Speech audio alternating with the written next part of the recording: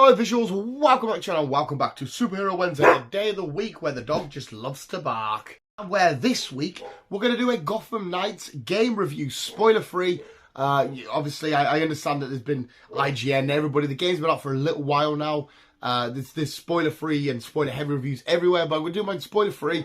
And if you want to get more in depth, we can do that at a later date. I have done the game, there's a couple of things I still need to clean up, do, a couple of achievements and what I need to get.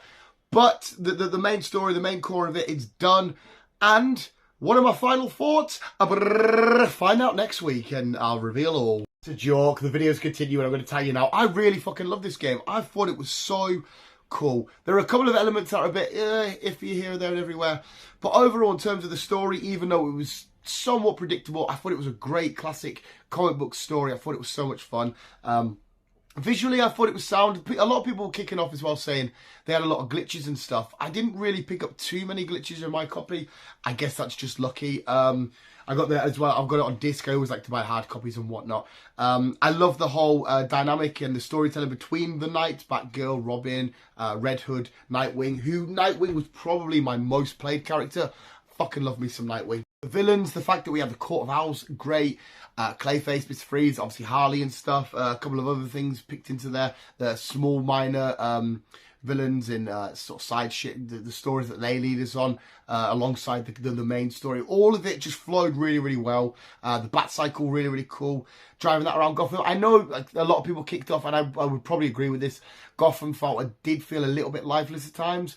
But the whole running around the rooftops and doing your shit as Nightwing and feel like a proper vigilante in the rooftops, in the shadows, in the dark night and all this kind of shit felt so great. The intro straight away absolutely had my heart pounding. I'm going to quickly say, I'll get back into the intro in a sec. When this game first got announced and we knew about Bruce Wayne's not there anymore, I thought it was an Arkham sequel. I really thought it was the fifth installment of the whole Arkham game, but it's definitely not.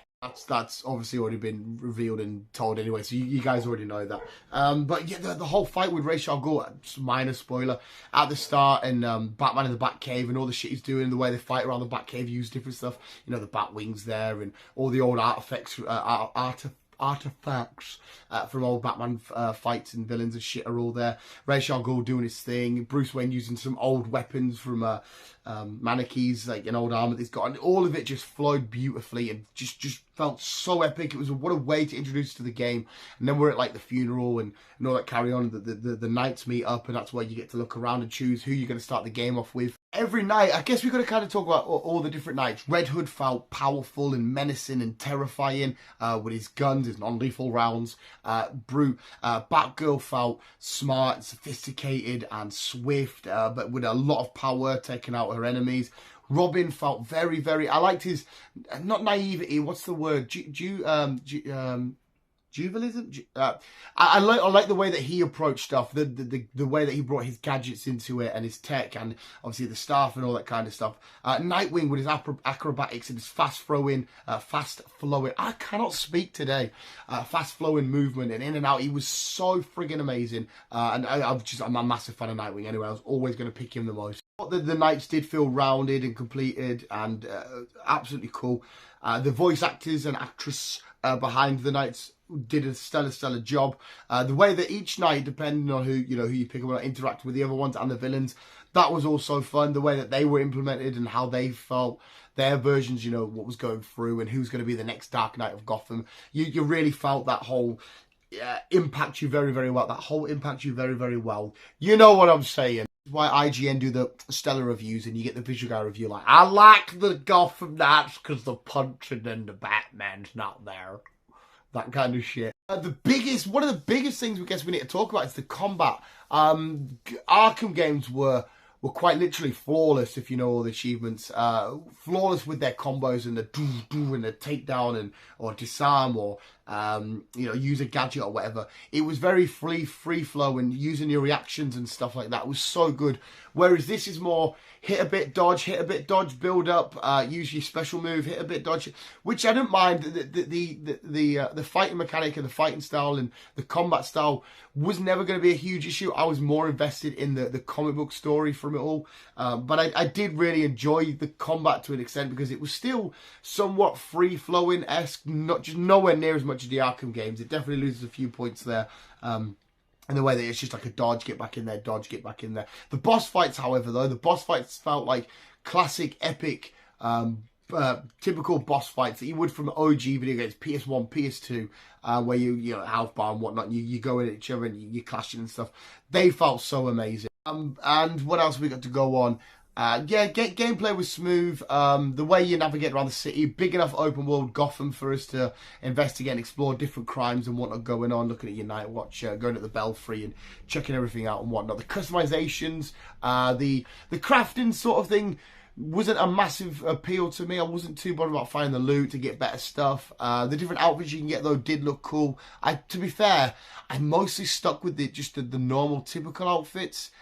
Just because I love like I said, Nightwing, I love his normal traditional look that he's got going on inside of this. But yeah, all of them and the way that you interact with them, you change them, level them up and all that kind of stuff. That was fun, that was fine. It was done in a relatively complicated, free and organised, flushed out manner. Coffee break, I'm chatting so much shit, my mouth's like starting to get dry. It's telling me, Dan, shut the fuck up. Overall, like I said, from storytelling to gameplay to even combat, all of it was bang on. But like I said, the storytelling being the biggest function for me, even though it wasn't the biggest and best story, but it was an awesome, fun comic book story. I'm glad to have the Court of Owls in it. I love the Court of Owls and this secret organisation under Gotham that's been running it since the dawn of Gotham's existence and stuff. I absolutely love that. The Knights interacting with Harley and Clayface and stuff. I love seeing them. I really love patrolling the Gotham bat free. The weight and the image and the impact that the bat has on Gotham and the Knights as a whole still felt there. It still felt like, Bruce is still here, Bruce is still with us and all that kind of shit. Like I said, I'm not going to get spoilers of the story and whatnot. I'm not going to tell you all that shenanigans. But it still felt like when I was going rolling around as Nightwing or put on the rooftops, I felt like somewhere Batman was watching and making sure his Knights were okay. And I love the whole family aspect. Gotham is like, Gotham and Bruce Wayne are intertwined, and Bruce Wayne's like, okay, my Knights, you are my Knights. I love every single one of you so freaking much.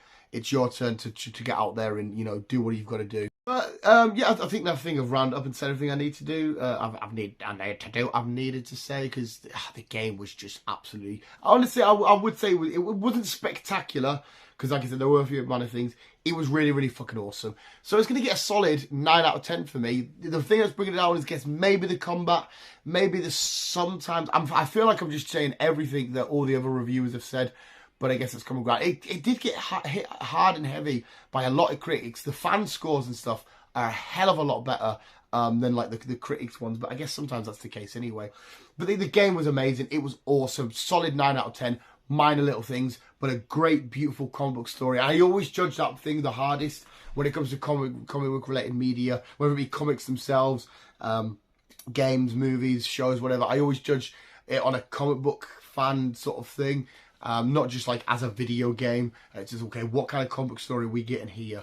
Amazing, 9 out of 10. There we have visuals. That was my review for Gotham Knights. If you enjoyed this review, please boost and let me know in the comments below anything you want to let me know about the game if you've played it, and if you do want a more in-depth, I guess, review, even though I probably will say the same sort of shit. I guess we could just review the story, Gotham Knights story review or some shit like that. But visuals, thank you so much for watching. You guys are literally the best. We're in the wrong franchise here. I completely get it, and we're in the wrong city and everything. We're in the wrong everything for this, but this is the old OG Visual Guys Superhero Wednesday ending, I have to always say.